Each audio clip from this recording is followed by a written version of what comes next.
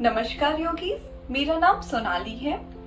मेरे YouTube channel में आप सभी का बेहद स्वागत है। यदि अभी तक आपने मेरे चैनल को सब्सक्राइब नहीं करा है तो कृपया इसको सब्सक्राइब कर लीजिए, जिससे कि भविष्य में आने वाले वीडियोस आप तक सबसे पहले पहुंच सके। हमारा आज का विषय है मंडूकासना। मंडूकासना डायबिटीज यानी कि मधुमेह का रामबाण इलाज है। सबसे पहले हम ये समझ लेते हैं कि हमें डायबिटीज की समस्या होती क्यों है। हमारे पेट में मौजूद पैंक्रियाज नाम की एक ग्रंथि होती है। ये ग्रंथि का मुख्य काम है इंसुलिन का उत्पादन करना। जब ये ग्रंथि इंसुलिन का उत्पादन बंद कर देती है या फिर बहुत कम मात्रा में करती है तो हमारे शरीर में ग्लूकोज का लेवल बढ़ जाता है।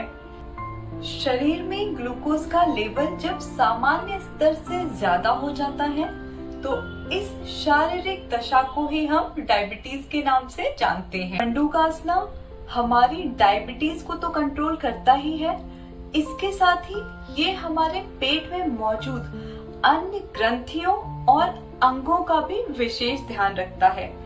इसको करने से आपकी pancreas, intestine, liver, uterus, ovary और पुरुषों के प्रोस्टेट भी अपना कार्य सही से करते हैं। क्योंकि इसको जब हम करते हैं तो हमारे इन सभी अंगों की मालिश होती है। डायबिटीज के अतिरिक्त ये आपकी कब्ज और बदहजमी की समस्या को भी नियंत्रित करता है।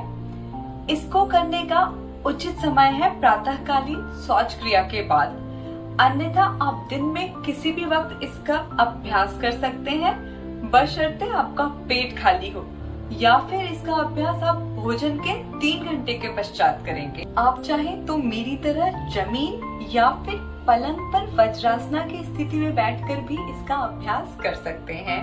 तो आइए अपने अभ्यास को प्रारंभ करते हैं।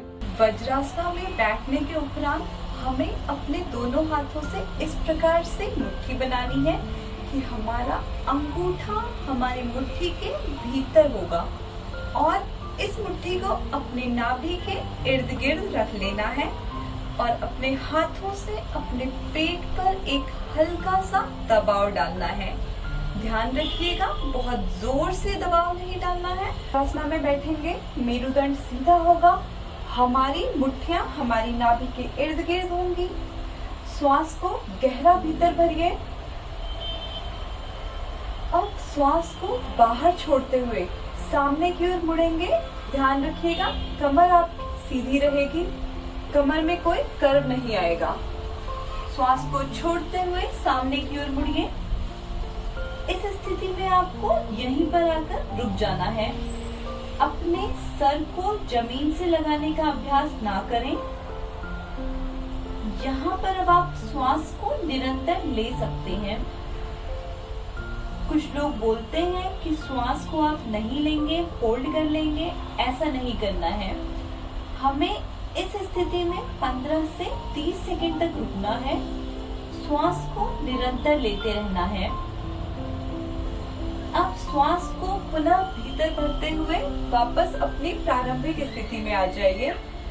जो लोग बिगिनर हैं वह शुरुआती दिनों में 3 से 5 बार इसका अभ्यास कर सकते हैं, किंतु जो लोग काफी समय से योगाभ्यास कर रहे हैं वह लोग 10 से 15 बार इसका अभ्यास कर सकते हैं। अब हम जानते हैं इसको करने की सावधानियों के बारे में।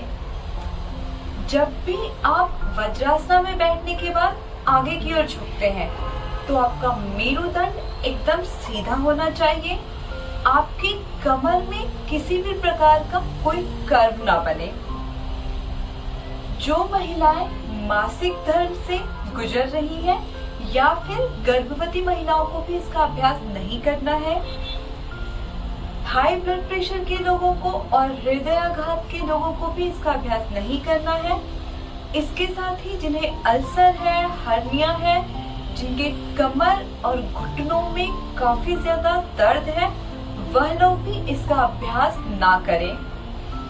इसके साथ ही जिनकी भी हाल फिलहाल में किसी भी प्रकार की कोई सर्जरी हुई है चाहे वह आपके पेट से संबंधित है, कूल्हों से संबंधित है या फिर घुटनों से संबंधित है, इसका अभ्यास ना करें।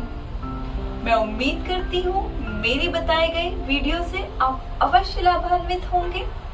इसी प्रकार से अपना स्नेह मुझे देते रहिए। धन्यवाद।